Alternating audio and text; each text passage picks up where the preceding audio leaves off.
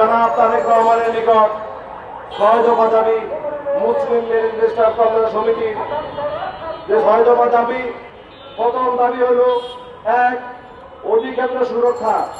2009 সালের বিধি অনুযায়ী অধিক্ষেত্রে পত্র বা পরিবর্তন যেভাবে দেওয়া আছে 2009 সালে সেভাবে রাখতে হবে।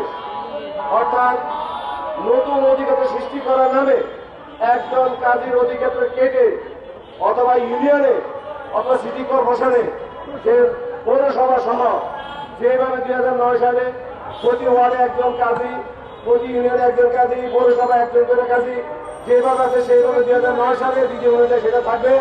নতুন করে পত্তন করে যে পাইছে সেটা বন্ধ করতে হবে। 2, শূন্যপদে স্থায়ী নিয়োগ। সারা বাংলাদেশ নিকারের শূন্যপদ সময় বিধি মোতাবেক অবিলম্বে স্থায়ী নিয়োগ ফেডারেলের মাধ্যমে করতে হবে এবং অস্থায়ী নিয়োগ বন্ধ করতে হবে। 3 নম্বর, যোগ্য সন্তানকে সরাসরি নিয়োগ। মৃত্যু বা অবসরের কারণে সৃষ্ট শূন্যপদে নির্ধারিত যোগ্যতা পূরণ সাপেক্ষে নিকারের যোগ্য সন্তানকে সরাসরি নিয়োগের ব্যবস্থা করতে হবে। 4, শিক্ষাগত পেশায় নিয়োজিত নিকারের নিয়োগ বহাল।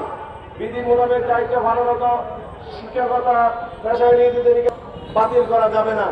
5, বয়সসীমা ও আইনি সুরক্ষাদের বয়সসীমা 75 বৃদ্ধি করতে হবে। মোবাইল কোডের বিধান বাতিল সহ প্রয়োজনীয় আইনি সুরক্ষা নিশ্চিত করতে হবে। 6, শিক্ষাগত যোগ্যতা কামিল পাস। নিকাহ তালাক নিবন্ধনের ধর্মীয় ও আইনগত গুরুত্ব বিবেচনায় শিক্ষাগত যোগ্যতা কামিল পাস নির্ধারণ করতে হবে।